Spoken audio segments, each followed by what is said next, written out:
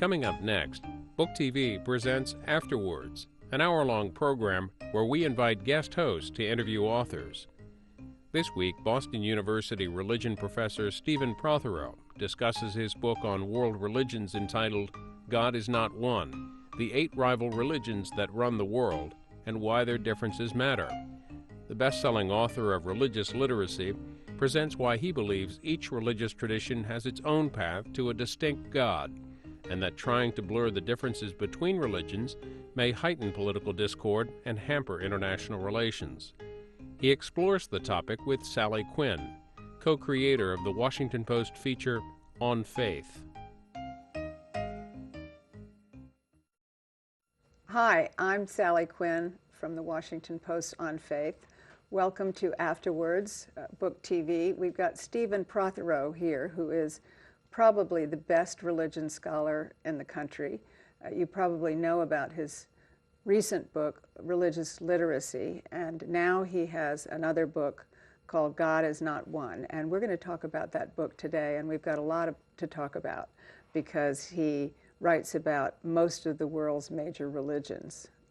So in 1 hour or less, Stephen, let's go. Great. I want to talk to you a little bit about your religious upbringing.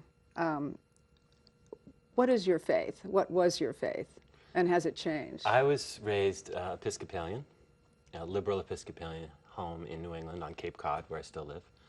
And that tradition was not particularly focused on doctrine, but more on the social gospel, as we now call it.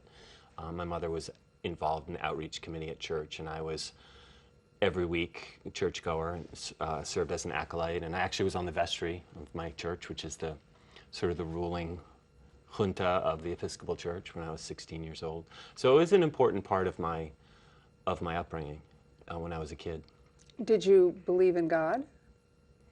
I did, yeah. I did believe in God, yes. And did your parents, were they religious particularly? They were. I mean, I remember having some conversations with my folks where my father, I asked him, about God, and he said, well, I used to not be sure, and one day I just decided I would believe. And ever since I have, and I thought, wow, that sounds easy. It didn't exactly work that way for me. I had some time in college when I was involved in evangelical Christianity and InterVarsity Christian Fellowship for about a year and a half or so. And that didn't really take. I think my Christian commitments kind of got quashed by my questions, and ever since then I've been wrestling with the big religious questions.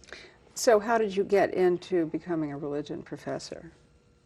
Well, I think it happened when I was in college, and I was actively involved in this Christian group, and all of a sudden the answers were gone, but the questions were still there. And lo and behold, I was taking religion classes. I was actually studying American religious history with Sidney Alstrom, who wrote this big, fat, 1,000-plus page book called A Religious History of the American People.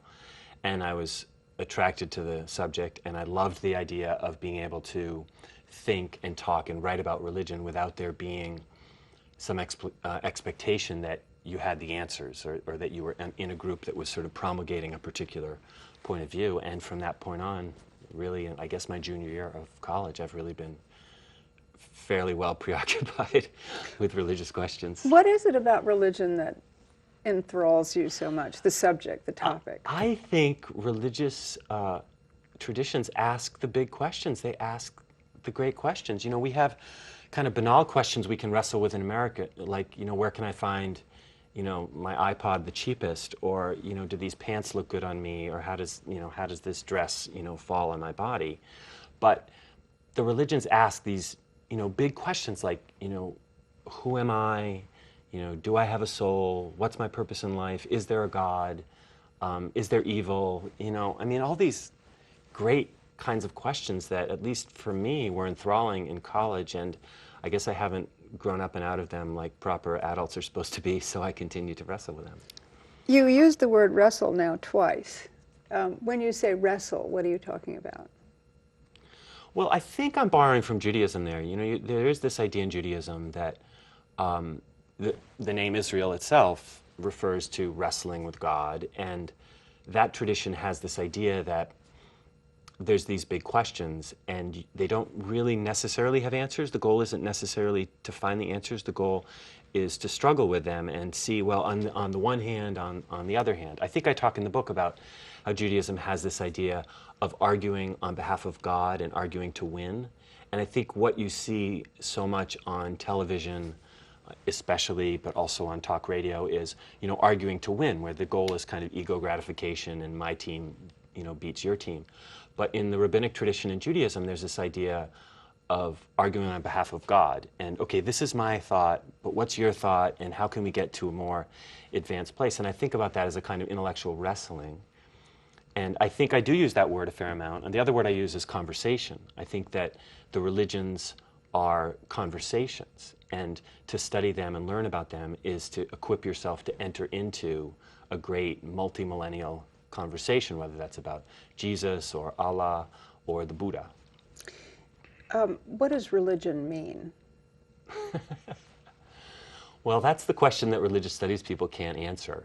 Just about everybody else seems to be able to answer it very simply, right? Religion is a vehicle for the oppression of the poor. Religion is a vehicle for the liberation of the poor. Religion is a vehicle for the oppression of women. Religion is the answers to the great philosophical questions. Everybody has an answer. I think in religious studies, I'll try not to say wrestle. We worry. Struggle. We worry over this question. And part of why we do is because there isn't a simple answer. We used to say, well, religions are about the God proposition, right? So wherever you have a group of people who affirm God and create rituals and beliefs around God or the gods or something, then you have a religion. But we now know that Buddhism, for example, doesn't have a God, and Jainism doesn't necessarily have a God, and there are actually Hindus who don't believe in God. So it's tricky to narrow it down to one thing. I tend to think about religions as a family, and they have family resemblances. So they tend to have beliefs in God. They tend to have rituals. They tend to have ethical systems. They tend to have institutional expressions. They tend to have mythologies. They tend to have stories about the creation and the end of the world. But if they don't have one or maybe two of those things, that doesn't mean they're disqualified. But if they have enough of those things, they tend to qualify as a family, as part of the family. So you've taken it upon yourself now to write about 8 major religions. And one of the things that I found interesting is that you come up with sort of a revolutionary view compared to what has been the thinking up until now, which is that, especially in sort of interfaith dialogue, which is all religions are basically one. And I remember taking a trip around the world to study the great faiths when I was first starting my religion website. And at the end, someone said, "What did you learn?" And I said, "Well, I learned how similar all religions are." And Karen Armstrong certainly talks about how religions are basically the same. They all begin with Confucius's saying that the golden rule, which is, however you want to word it, do unto others as others would have you do unto them. And now you're telling us that actually they're not the same, that the golden rule isn't enough of a standard for each religion to be really equated.